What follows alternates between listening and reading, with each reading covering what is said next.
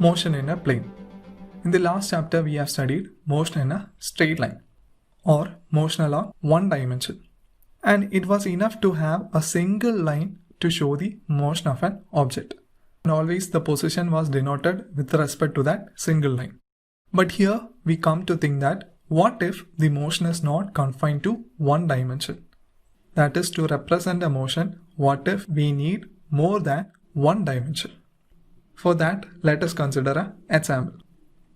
Imagine we have a coordinate system here. And let us consider the position of a car while it describes a motion.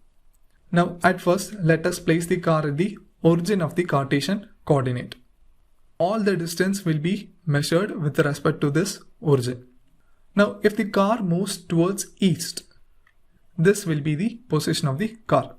And I can say that the position of the car is 6 kilometers away from the origin, because it has displaced 6 kilometers with respect to the origin along x-axis. Fine. Now, if the car comes back to the origin, we could easily calculate the total distance and displacement covered by the car. Here the total distance is given by 6 kilometers towards east and 6 kilometers backward. So total distance is 6 plus 6, that is 12 kilometers. But what about displacement? We know that displacement is the separation between initial and final point. Since here the initial and final point is the same, the displacement will be 0.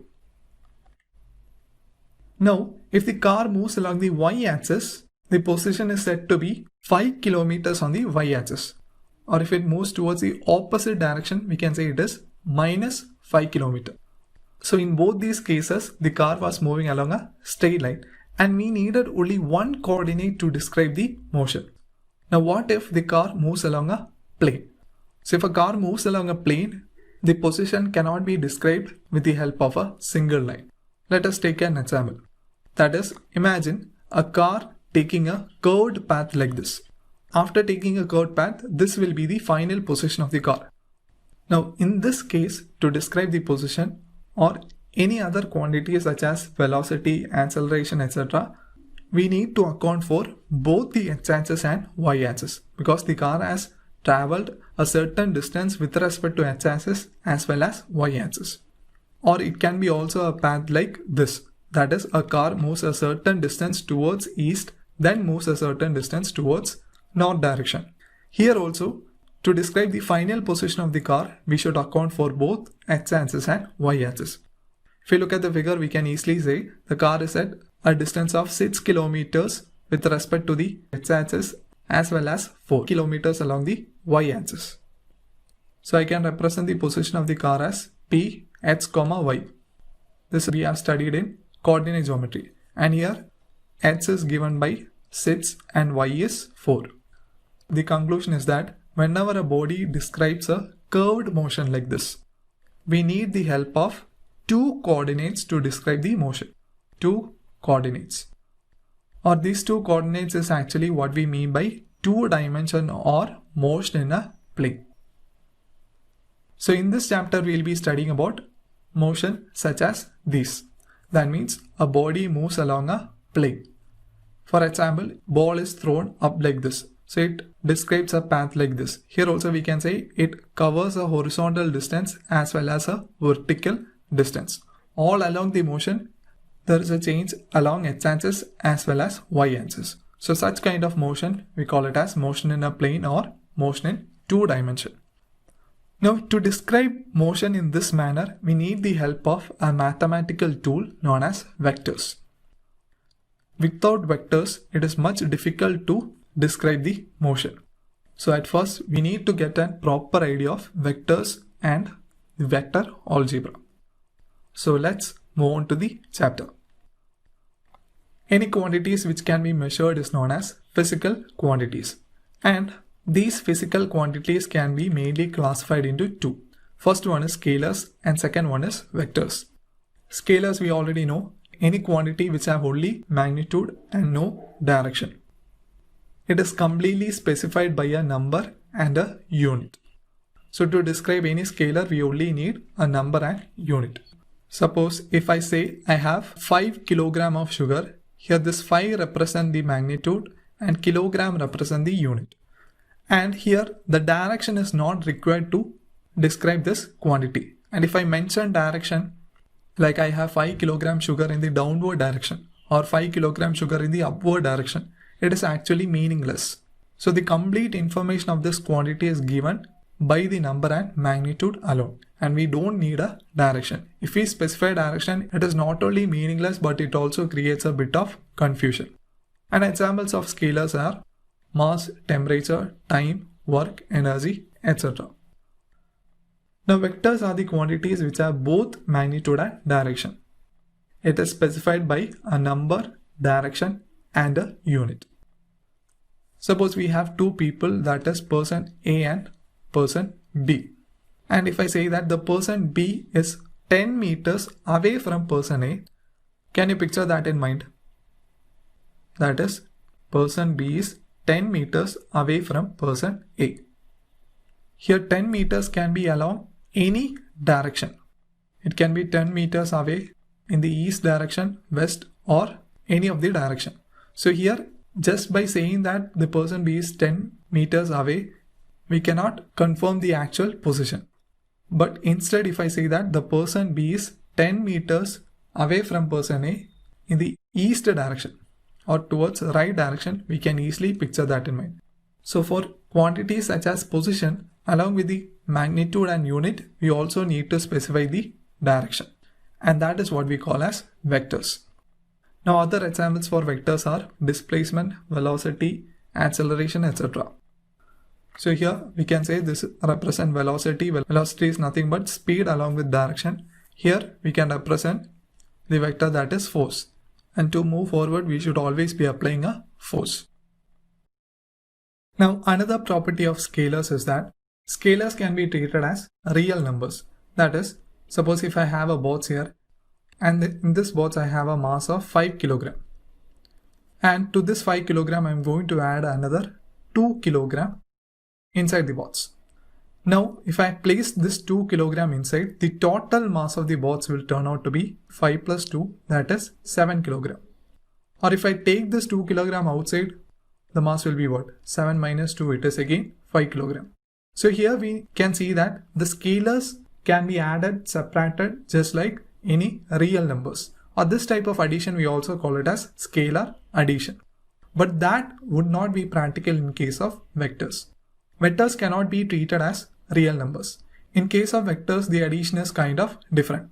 Let us see one example for that. Suppose we have a coordinate system and we are placing a chair at the origin. Now we know that force is a vector quantity. That means it has a magnitude as well as a direction. Force itself is defined as the push or pull. If we push any object, it moves away from us, and if we pull any object, it moves towards us. So first, if I apply a force F1 towards the right side, the chair will move like this. Now if I apply a force F2 in this direction, the chair will move accordingly.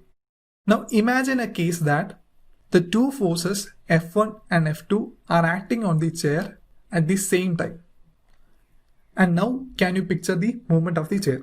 That is, I told, if we apply the forces F1 and F2 on the chair at the same time, where would the chair be moving? So that is, two forces are acting, F1 and F2. And if these two forces act on the chair must move such that it experiences the effect of these two forces. Or I can say that there will be a resultant force due to this force. And here this resultant force is not given by F1 plus F2.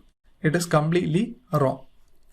Whereas here it follows a particular type of addition known as vector addition. And later part of the chapter you will study this vector addition turns out to be F1 square plus F2 square plus 2 F1 F2 cos theta, where theta is the angle between the two forces. So this type of addition is known as vector addition.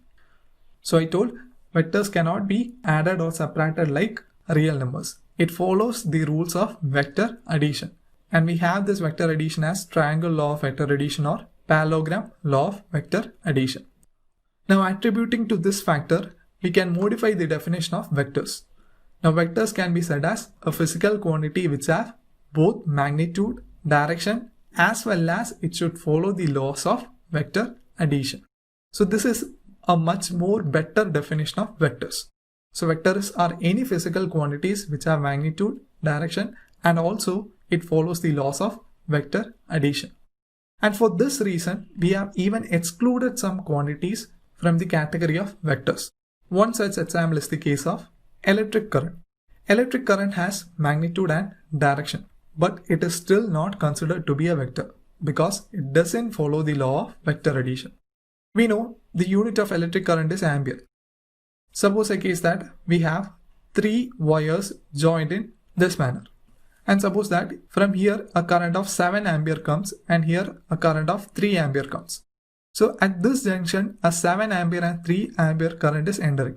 And at this point it is leaving outside. So here this 7 and 3 add up and leave as 10 ampere. Here also it followed what? Simple addition. But in case of vector addition, we should account for this angle as well. The current doesn't follow such rules. Whatever the angle between the two wires, here the current that is leaving the junction will be the sum of the current that is entering the junction. So that is the case of electric current. For this reason, it is not considered to be a vector, but it is a scalar quantity. Next is representation of vectors. We have two ways of representing a vector. The first one is called symbolic representation. In case of symbolic representation, we represent a vector by a letter and draw an arrow. So this is the representation of a vector. Or we can simply write the vector and denote a bar above it. So it is read as a vector or a bar.